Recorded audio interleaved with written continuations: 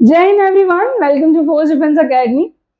सो आपने देखा होगा इस बार का जो एनडीए का रिजल्ट रहा है उसमें बहुत सारी गर्ल्स हैं जिन्होंने बाजी मारी है। और आज मैं आपको इंट्रोड्यूस कराऊंगी ऐसे ही हमारी एक कैडेट से, Arya. So first of all congratulations for your selection. Thank you. So बहुत सारे स्टूडेंट्स के, बेसिकली गर्ल्स के बहुत सारे क्वेश्चंस होते हैं कि मैम किस तरीके से रिटर्न को, बोर्ड्स को साथ में मैनेज किया जाए। के अलावा एक थ्योरी कहीं ना कहीं चलती है कि लड़कियां थोड़ा सा मैथमेटिक्स में वीक होती हैं, तो उसको कैसे कॉम्बैट किया गया। अलॉन्ग विद दैट बहुत अच्छे मार्क्स इन्होंने स्कोर किए हैं जीएटी में। तो क्या आर्या की स्ट्रेटेजी रही है वो हम डिस्कस करेंगे, और किस तरीके से आर्या की जो स्ट्रेटेजी है वो आपको हेल्प कर सकती है, ये सारा जो है आज का प्लान रहेगा। हम कोशिश करेंगे ये सारी चीजें आपके साथ शेयर कर पाए। सो आर्या, फर्स्ट ऑफ ऑल जो सबसे डिफिकल्ट पार्ट होता है basically that is mathematics, because without mathematics exam को क्लियर करना ही पॉसिबल नहीं है। जब आप उसको क्वालिफाई करोगे देन आफ्टर आपका जीएटी चेक होगा। तो what was your strategy regarding the mathematics? तो मैथमेटिक्स मतलब मेरी स्ट्रैटेजी ये थी कि मैथ्स मतलब सिर्फ मैं क्वालिफाई कर लूँ उतना, क्योंकि थोड़ी सी मैं वीक थी मैथमेटिक्स में। तो मेरी मतलब यही स्ट्रैटेजी थी कि उसको बस मैं क्वालिफाई कर लूँ। मैंने जीएटी पे ज़्यादा ध्यान दिया था, तो इसलिए जीएटी में मेरे अच्छे स्कोर थे और मैथ्स में मतलब पासिंग मार्क्स थे और दैट इज सफिशिएंट। तो मैथ्स का जो आपने क्वालिफाइंग भी रखा, बहुत सारे बच्चे क्वालिफाई भी नहीं कर पाते हैं, तो क्या आपकी स्ट्रेटेजी रही मैथ्स के लिए के अलावा जो टीचर्स आपको एकेडमी में जिन्होंने पढ़ाया, या जो टेस्ट सीरीज थी, या जो मटेरियल आपको प्रोवाइड किया गया, उसने किस हद तक आपको हेल्प की है टू क्वालिफाई द मैथमेटिक्स? जो कंटेंट जो हमको पढ़ाया जाता था वो बहुत ओरिएंटेड था, मतलब एनडीए ओरिएंटेड, कि जो भी जिस भी तरह के क्वेश्चंस आते हैं उस तरह के हमको पेपर्स मिलते थे। 120 क्वेश्चंस हमारे उसमें होते हैं मैथमेटिक्स में।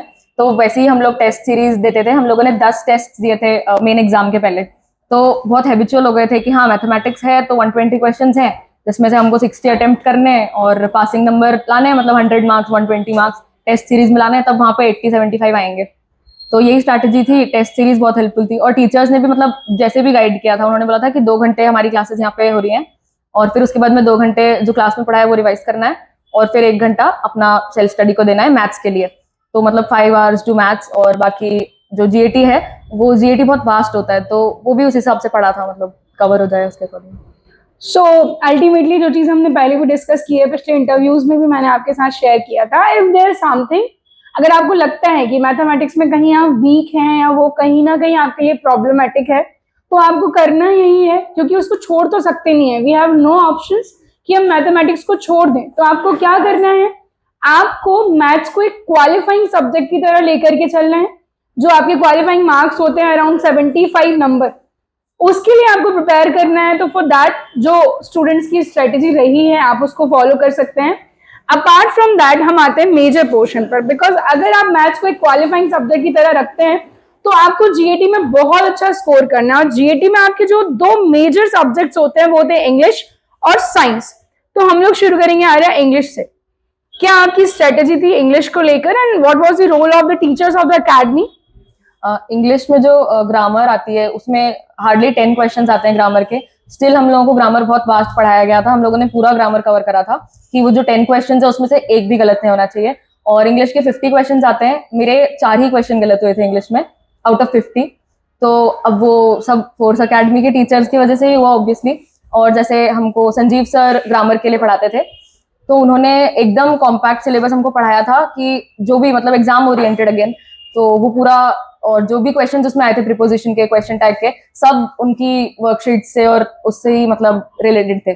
और जो हमारा वोकैब वाला जो पार्ट होता है वो बहुत वास्ट होता है, तो उसमें मतलब याद करने का ही रहता है मेन। तो हमको ये नहीं बोला गया था कि तुम लोग याद करके सुना देना, हमको लखन सर ने एक एक वर्ड्स, एक एक एंटोनिम सिनोनिम सब अच्छे से एकदम सिखाया था कि कैसे याद करना है। हमें याद करने की भी टेक्निक सिखाई गई थी और मतलब हमें समझाए गए थे वो शब्द, ऐसा नहीं कि रटने का बोल दिया, मतलब सब चीजें बहुत अच्छे से हमको सिखाई गई थी। ओके, नेक्स्ट आते हैं हम लोग साइंस पे। तो बहुत सारे बच्चे ऐसे होते हैं जो कहीं ना कहीं नॉन साइंस बैकग्राउंड के, मतलब उनको रहता है कि फिजिक्स में प्रॉब्लम है, केमिस्ट्री में प्रॉब्लम है, बायोलॉजी में प्रॉब्लम है। तो ये तीनों ही मेजर सब्जेक्ट, किस तरीके से आपने इन सब्जेक्ट्स को कॉम्बैट किया? 11th में मतलब स्ट्रीम ही मैंने पीसीएम सिलेक्ट करी थी बिकॉज एनडीए ही करना था। तो इधर जो फिजिक्स केमिस्ट्री और मैथ्स के जो तीनों टीचर्स है, मैथ्स तो उसमें ही कवर हो जाता है जो हम 12th का सिलेबस पढ़ते हैं। तो दिस टाइम भी स्टडीड एग्जाम ओरिएंटेड, पर अभी 12th बोर्ड्स का भी पढ़ना था, तो उसमें सब उसमें कवर हो गया था। और जो फिजिक्स केमिस्ट्री था, केमिस्ट्री एनडीए में उतना वेटेज नहीं होता है, बट स्टिल हमने chemistry like 2 months we gave to chemistry. और फिजिक्स हम लोगों ने थ्रू आउट पढ़ा, लाइक 28-29 तक हम लोगों की फिजिक्स की क्लासेस लगी हैं, टेस्ट सीरीज और जो भी एनसीईआरटीज, हमने सब कुछ फिजिक्स में, we did not leave anything in physics, क्योंकि फिजिक्स भी बहुत वास्ट है, उस बहुत वेटेज है एग्जाम में, तो फिजिक्स भी बहुत अच्छे से पढ़ा था हम लोगों ने। ओके इसके अलावा जो जीएटी के आपके मेजर सब्जेक्ट्स बचते हैं, तो सबसे बड़ा जो चैलेंज होता है दिस इज हिस्ट्री, है ना। हिस्ट्री लाइक बहुत ज़्यादा वास्ट सिलेबस होता है, बिकॉज आपको इंडियन हिस्ट्री को 3 पोर्शन में पढ़ना होता है, ancient, medieval, modern. Apart from that art and culture वाला पोर्शन होता है, के अलावा आपको वर्ल्ड हिस्ट्री भी पढ़नी होती है। तो इतना वास्ट सब्जेक्ट किस तरीके से आपने प्रिपेयर किया कि आप इतना अच्छा स्कोर वहां पर कर पाए? हिस्ट्री मतलब हमें अक्षय सर ने पढ़ाई थी हिस्ट्री, और उन्होंने एंशियंट से स्टार्ट करते हैं जैसे सभी लोग, वैसे उन्होंने हिस्ट्री पढ़ाई थी, और उसको बहुत सिंप्लीफाई कर दिया था हिस्ट्री को, मतलब इतना डिफिकल्ट लगा नहीं जितना हिस्ट्री होती है, तो वो सब याद करने का ही रहता है हिस्ट्री में मेन तो। और उन्होंने वो सब क्लासेस, हम लोगों ने 11th में ही हिस्ट्री को कंप्लीट कर दिया था, लाइक 11th में I join the fourth defence academy, और इन 11th इटसेल्फ हमारा history was done, modern, medieval, ancient, everything. तो हिस्ट्री तो वैसे ही कवर हो गया था, अक्षय सर ने 11th में ही कंप्लीट करवा दिया। अगेन जैसे कि हिस्ट्री आपने देख लिया है कि बहुत वास्ट तो होता है, लेकिन अगर आपको फैक्ट्स याद करने की आदत है, मैं ये नहीं कहूंगी कि सारा हिस्ट्री आप कवर कर लेंगे, अल्टीमेटली बहुत बड़ा सब्जेक्ट है, तो अगर आप सिर्फ फैक्ट्स याद करते बनता है, तो काफी सिलेक्टेड टॉपिक्स हैं हिस्ट्री में जो आपके एग्जाम में पूछा जाता है। मेजरली जो आपका मॉडर्न है वहां से आपको क्वेश्चन मिलेगा, आर्ट एंड कल्चर में कोई बुक आपसे पूछ ली जाती है, तो आप कोशिश करें कि इन सब्जेक्ट्स पर आपका फोकस थोड़ा ज्यादा हो। ये अलावा आर्य हम चलेंगे ज्योग्राफी की तरफ, एक बहुत बड़ा सब्जेक्ट है, बिकॉज आपको इंडियन ज्योग्राफी पढ़ना है, आपको वर्ल्ड ज्योग्राफी पढ़ना है, वर्ल्ड में फिर आपको फिजिकल ज्योग्राफी पढ़ना है, अपने आप में सब्जेक्ट भी बहुत बड़ा है और इसका वेटेज भी काफी ज्यादा होता है। तो what was the strategy for geography? Geography मतलब बच्चे नहीं पढ़ के जाते हैं यूजुअली, और मेरे भी काफी साथ वाले थे जिनकी स्ट्रैटेजी थी हम ज्योग्राफी नहीं पढ़ेंगे, पर मैंने, और मतलब जो हमारे सर है महेंद्र सर, उन्होंने हमें ज्योग्राफी भी बहुत अच्छे से पढ़ाई थी, मतलब 4 महीने ज्योग्राफी जैसे सब्जेक्ट को पढ़ाना is neither is it easy और nor is it easy to learn, तो उन्होंने हमको बहुत अच्छे से पढ़ाया था। और जो लास्ट में उन्होंने मैराथन ली थी, 6 hours 5 hours की मैराथन, मजाक में तो नहीं होती है मैराथन, और मतलब बच्चे देख रहे हैं, 180 बच्चे देखते थे वो मैराथन, तो मोटिवेशन टीचर्स की तरफ से भी था, हम लोगों ने भी वो मैराथन पूरी देखी, और फिर उससे कुछ भी रह नहीं जाता है, मतलब ज्योग्राफी जैसा सब्जेक्ट है, कुछ ना कुछ छूट ही जाता है, या तो इंडियन या तो वर्ल्ड। उन्होंने हमको सारी जैसे जो भी ज्योग्राफी में जितने भी मेजर टॉपिक्स होते हैं वो सबकी उन्होंने क्लासेस ली थी और हमें पढ़ाया था, तो ज्योग्राफी भी अच्छा ही गया था पेपर में। Okay so lastly 2 major subject बचते हैं, again polity and current affairs. तो पॉलिटी, देखिए मैं कहूंगी कि पॉलिटी सब्जेक्ट तो काफी बड़ा है, बट ये सब्जेक्ट थोड़ा सा अनसर्टेन हो जाता है आपके एग्जामिनेशन को लेकर के, बिकॉज आप प्रीवियस ईयर के जब क्वेश्चन पेपर्स देखेंगे तो maybe there are 10 question 15 question, but this time only 2-3 question, इस तरीके के जो क्वेश्चन है वो एग्जाम में पूछे जा रहे हैं। But still we can't neglect, because हमको नहीं पता है कि एग्जाम का पैटर्न कैसा होने वाला है, इसलिए हर सब्जेक्ट को हमें उसी फेथ के साथ पढ़ना है।